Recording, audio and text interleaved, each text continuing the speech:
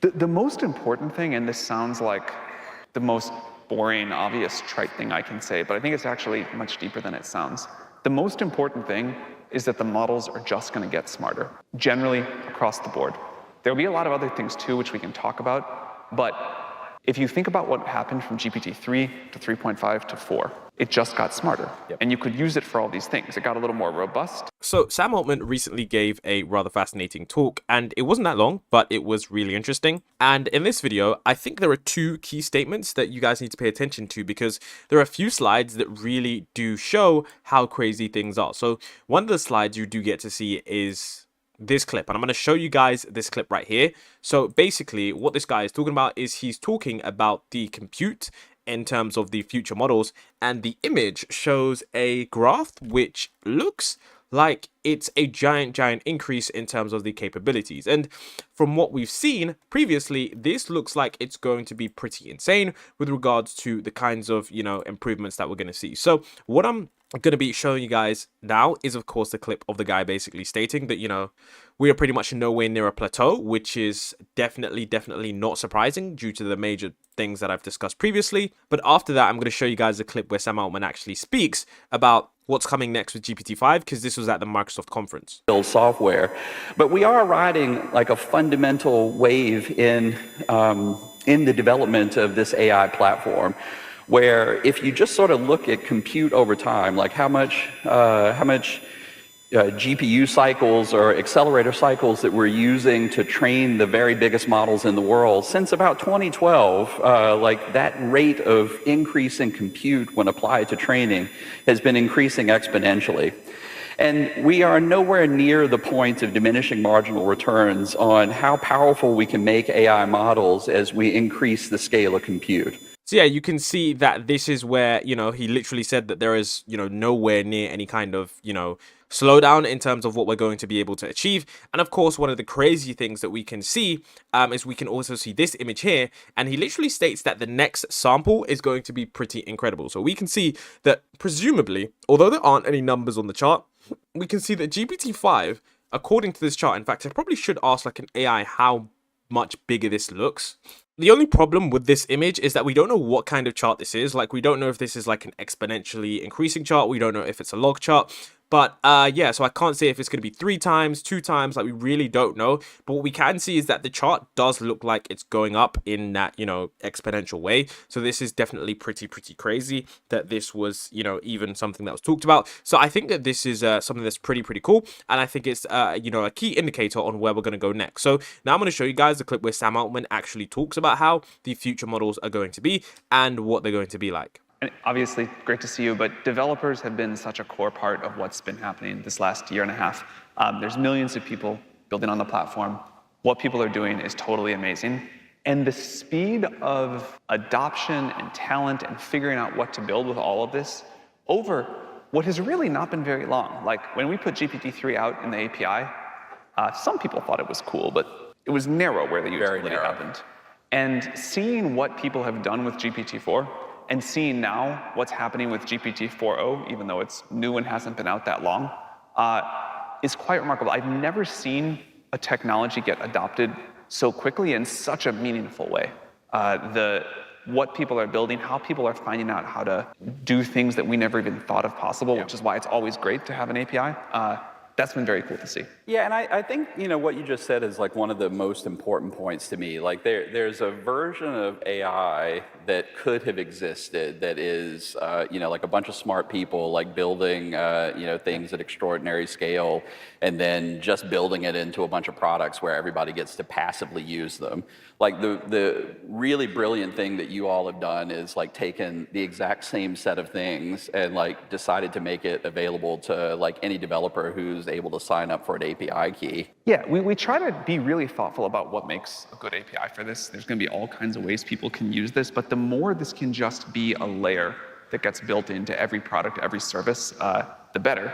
And we've tried to make it such that if you want to add intelligence to whatever you're doing, any product, any service, we make that very easy. Yeah, and again, I think the progress has been stunning. So, I think, the setup for introducing you onto the stage here was I saw that big blue whale.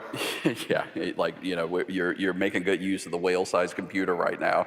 And so, like, I without, like, getting too specific, which we can't be, obviously, like, what are the category of things that people should be expecting over the next, you know, K months? So the most important thing, and this sounds like the most boring, obvious, trite thing I can say, but I think it's actually much deeper than it sounds.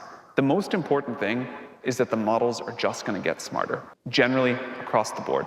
There'll be a lot of other things too, which we can talk about, but if you think about what happened from GPT-3 to 3.5 to 4, it just got smarter. And you could use it for all these things. It got a little more robust, it got much safer, both because the model got smarter and we put much more work into building the safety tools around it.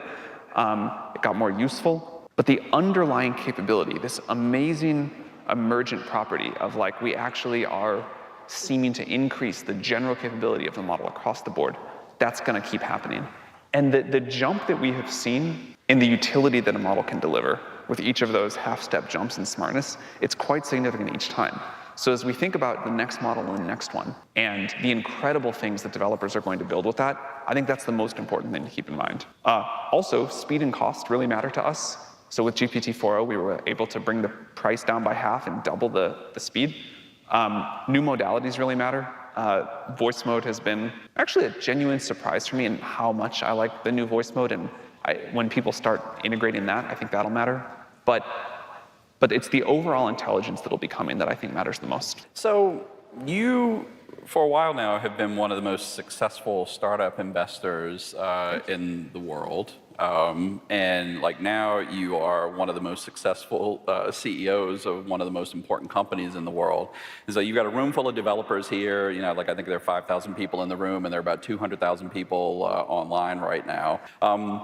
What's your advice to them as, like, they think about how to spend their precious time given what's happening in the world? Like, what's your advice? Two things. Number one, this is probably the most exciting time to be building a product, doing a startup, whatever it is, that we have seen at least since the mobile boom, and probably, I would say, since the internet. And maybe even bigger than that, we don't know yet. But the big opportunities, the ability to sort of build something new and really kind of like change the landscape, that comes at the platform shift times. And we haven't had a platform shift in a while. And this looks like it's really, truly a platform shift. And so my biggest piece of advice is, like, this is a special time and take advantage of it. This is, like, not the time to delay what you were planning to do or wait for the next thing. Like, this is a special moment and a few years where a lot of stuff is going to happen and a lot of, like, great new things are going to get going. The second thing, also about platform shifts, is when the mobile phone revolution started, or really got going, like 2008, 2009, you would see people say, we're a mobile company, you know, we have a mobile app. And then only a few years later, no one said they were a mobile company because it was like table stakes. An amazing new technology, which I would bias, but we'll put AI in that category, it doesn't get you out of the hard work of building a great product or a great company or a great service. You still have to do it. AI alone is a new enabler, but it does not automatically break the rules of business. And so you can use this as, like, a new thing to do, but you still have to figure out how you're going to build enduring value in whatever you're doing. And it's easy to lose sight of that in the excitement of the gold rush. Yeah.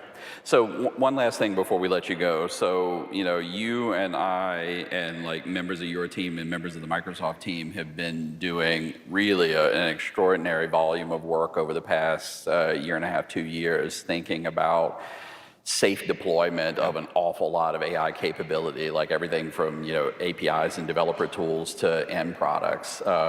And, you know, I think we, you know, have accumulated a really interesting volume of experience, like experience that's sort of hard to get if you're not doing deployments at this scale. So I, you know, and I think you just mentioned something that's, like, really, really interesting, like part of the interesting and surprising progression of capabilities of these models means that they're more useful in, like, helping to, like, make AI systems safer. So I don't know whether you had some thoughts you wanted to share there as well. You know, when we first developed this technology, we spent a lot of time talking about, all right, we've made this thing, it's cool. Are we ever going to be able to get it to an acceptable level of robustness and safety. And now we kind of take that for granted with GPT-4. If you use it, it's far from perfect. We have more work to do, but it is generally considered robust enough and safe enough for a wide variety of uses. And that took an enormous amount of work across both teams and fundamental research. Like when we started this, we're like, we've got this thing, we've got this language model, it looks like kind of impressive and kind of not. And even then, how are we gonna like get it aligned and what does it need? What is it gonna take to be able to deploy it? The number of different teams we've had to build up to go from research and creation of the model to safety systems, to figuring out policy, to how we do the monitoring, that's a huge amount of work. But it's necessary to be able to deploy these and use them. Like, when you take a medicine, you want to know it's going to be safe. When you use an AI model, you want to know it's going to be robust and behave the way you want. And have been super proud of the work the teams have done together. And I think it's amazing how fast this much work has happened, and that we can all now use this and say, oh yeah, it basically works. As the models get more powerful, there will be many new things we have to figure out as we move towards AGI. The level of complexity and I think the new research that it'll take will increase. I'm sure we'll do that together. But we view this as a gate on being able to put these things out into the world, which we really want to do. Yeah, it's definitely table stakes. So thank you so much Thank for, you. For being with us here today. I really appreciate your time. It's awesome to hear from you. Awesome. So with that being said, what do you guys think about the future of these models? One of the clear thing that Sam Altman has constantly reiterated is that these models are going to consistently get smarter. And, with the recent statement that, we're nowhere near the kind of, cutoff point to where these models are going to be getting their improvements. I mean, right now, I think the hype is definitely real. And I am really, really excited to see what some of the most notable AI critics do state if these models do have a massive jump in capabilities, because some people are stating that this isn't going to happen at all. For example, one notable AI critic, Gary Marcus, has said, "Dear Microsoft CTO Kevin Scott, want to put money on what you just said, $100,000. And he's clearly betting that these models just won't get any better at all. So I think this is going to be super interesting to see in the future if he was someone that was right or was someone that was just literally, I guess you could say being a AI doomer in terms of, trying to state that these AI abilities just won't get any better. I'm someone that believes that they will get better just based on the, the things that we've fundamentally seen. And just because OpenAI may have not published any research, okay, about what they're getting up to, I think it's clear that, the fact that these other companies that have had such a long time to catch up, in fact, not even that long, and they've managed to catch up, just that in the next cycles, OpenAI are clearly going to come up with something incredible. But I do think that this Microsoft build has released some very, very interesting products and some very, very new, interesting things that we're all going to be using in the next future, especially with the new computers. If you didn't see that, don't forget to click the link down in the description.